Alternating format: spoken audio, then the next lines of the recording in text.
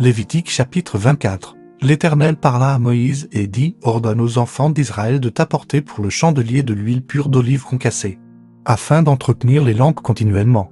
C'est en dehors du voile qui est devant le témoignage, dans la tente d'assignation, qu'Aaron la prépara, pour que les lampes brûlent continuellement du soir au matin en présence de l'Éternel.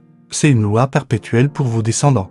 Il arrangera les lampes sur le chandelier d'or pur, pour qu'elles brûlent continuellement devant l'Éternel. Tu prendras de la fleur de farine et tu en feras 12 gâteaux, chaque gâteau sera de 2 dixièmes.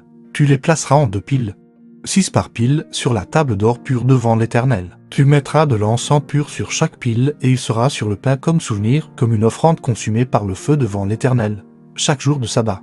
On rangera ces pains devant l'Éternel, continuellement, c'est une alliance perpétuelle qu'observeront les enfants d'Israël. Ils appartiendront à Aaron et à ses fils et ils les mangeront dans un lieu saint. Car ce sera pour eux une chose très sainte. Une part des offrandes consumées par le feu devant l'Éternel. C'est une loi perpétuelle. Le fils d'une femme israélite et d'un homme égyptien étant venu au milieu des enfants d'Israël, se querella dans le camp avec un homme israélite. Le fils de la femme israélite blasphéma et maudit le nom de Dieu. On la mit à Moïse. Sa mère s'appelait Shelmi, fille de Dibri, de la tribu de Dan. On le mit en prison jusqu'à ce que Moïse eût déclaré ce que l'Éternel ordonnerait. L'Éternel parla à Moïse et dit, fais sortir du camp le blasphémateur. Tous ceux qui l'ont entendu poseront leurs mains sur sa tête et toute l'assemblée le lapidera. Tu parleras aux enfants d'Israël. Et tu diras, quiconque maudira son Dieu portera la peine de son péché. Celui qui blasphémera le nom de l'Éternel sera puni de mort, toute l'assemblée le lapidera.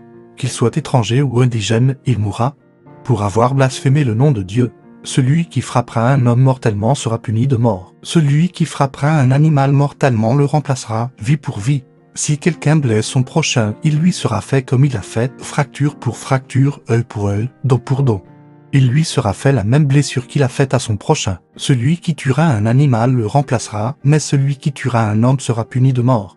Vous aurez la même loi, l'étranger comme l'indigène, car je suis l'Éternel, votre Dieu.